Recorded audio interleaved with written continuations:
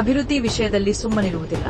ಶಾಸಕ ಯತ್ನಾಳ್ ವಾಗ್ದಾಳಿ. ವಿಜಯಪುರದಲ್ಲಿ ಶಾಸಕ ಬಸನಗೌಡ ಪಾಟೀಲ್ ಅವರು ಯಾವುದೇ ಪಕ್ಷದ ಒಳ್ಳೆಯ ಕೆಲಸ ಮಾಡಿದವರನ್ನು ಹೊಗಳುತ್ತೇನೆ, ಅಭಿವೃದ್ಧಿ ವಿಷಯದಲ್ಲಿ ಖಾಲಿ ಇದ್ದರೆ ಸುಮ್ಮನಿರುವುದಿಲ್ಲ ಎಂದು ಗುಡುಗಿದರು.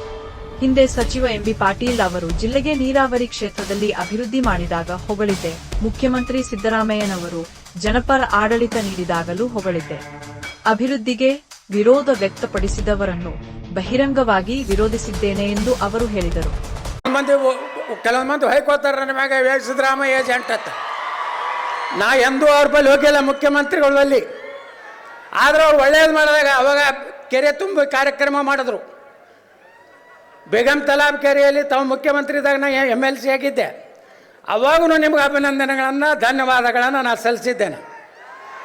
ಇವತ್ತಿಗೂ ವಿಜಯಪುರದಲ್ಲಿ ಅಕ್ಕ ಮಹಾದೇವಿ ಯೂನಿವರ್ಸಿಟಿ ಹೆಸರಿಟ್ಟಂಥ ನಿಮಗೆ MB ಪಾಟೀಲ್ರಿಗೆ ಬಸ್ ಸ್ಟ್ಯಾಂಡಿಗೆ ಚೆನ್ನಮ್ಮನ ಮೂರ್ತಿ ಕೊಟ್ಟವು, ಅಲ್ಲಿ ಜಾಗ ಕೊಡಿಸಿದಂಥ ನಿಮಗೆ MB ಪಾಟೀಲ್ರಿಗೆ ರಾಮಲಿಂಗಾರೆಡ್ಡಿಗೆ ಅಭಿನಂದನೆಗಳು.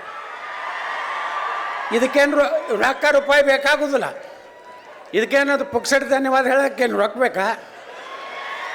ಅದ್ರ ಜೊತೆಗೆ ಇವತ್ತು ವೀರರಾಣಿ ಕಿತ್ತೂರು ಚೆನ್ನಮ್ಮನವರ ಬಗ್ಗೆ, ಅವ್ರ ಇತಿಹಾಸದ ಬಗ್ಗೆ ನಮ್ಮ ಜಿಲ್ಲಾ ಉಸ್ತುವಾರಿ ಸಚಿವರು ಹೇಳಿದ್ದಾರೆ. ನಾ ಹೆಚ್ಚು ವಿವರಣೆಗೆ ಹೋಗುವುದಿಲ್ಲ.